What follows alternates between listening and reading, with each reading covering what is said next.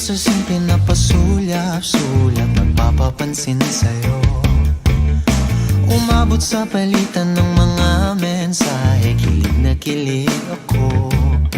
Kumusta, kain na, hello, magandang umaga. Ingat ka, pahinga, huwag kang masyadong magpupuyat pa.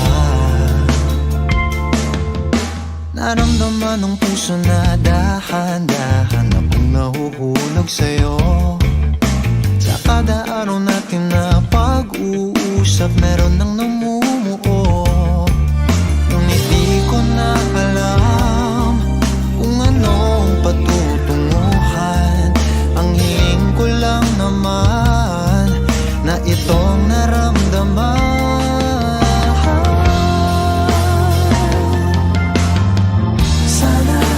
Sana naman ay mapagbigyan na at nang mapakinggan ang tibok ng puso kong sa'yo lang naramdaman ng tunay na kaligayahan. Sana naman mapagbigyan ang tibok ng puso.